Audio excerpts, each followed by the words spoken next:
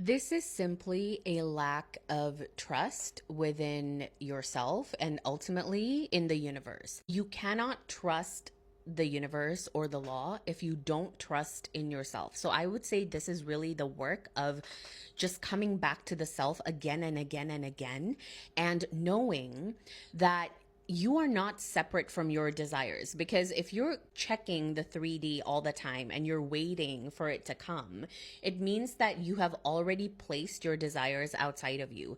And Joe Dispenza talks about this, right? He's like, you cannot manifest anything that you're separate from.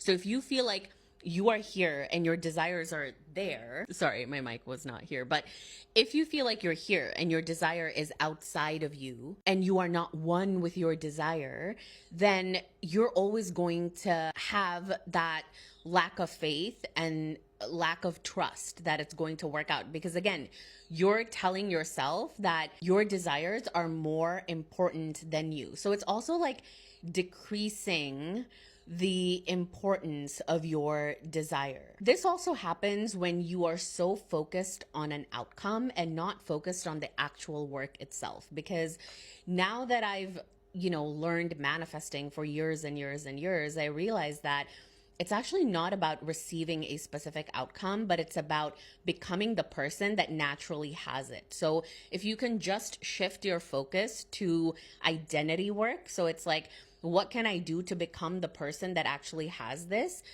And not so attached to an outcome, you will automatically not check your 3D, or you're not even going to check about how long it's going to take for your desires to come in, because your sole focus is going to be working on yourself. And if you still, quote unquote, haven't received your desires, it's because you're simply not the person that has that desire. So your focus should always be inwards. It shouldn't be on the person. It shouldn't be on the job or the money or the career. It should be on who you are being every single moment of every day, because we know now that states manifest, right? So your dominant state of being is ultimately the thing that brings you your manifestation. So think about dominantly being in the feeling of gratitude and abundance and joy and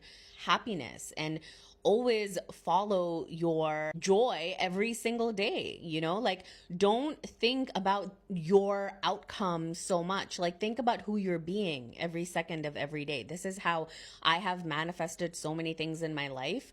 Or when something in my reality comes up that I generally don't like, I'm like, okay, what part of me within is still believing in a specific story or a specific belief, but I don't even make it so serious. Like, I really, really just enjoy my life, and I understand that life is a game and time is an illusion. And if I want to receive my desires right now, I can just give it to myself in my imagination. So just enjoy the process more, trust the process more. And that doesn't happen overnight. It really happens the more that you work on yourself. So make sure that you have time for yourself. Okay. Make sure that you are actually doing the work, the energy work, the frequency work, whatever you want to call it. But make sure that you're actually sitting with yourself and getting to know yourself. Because if your focus is just on the outcome, I can promise you, once you get that outcome, there's going to be something else that you're going to be worried about. Okay, so I hope that helps.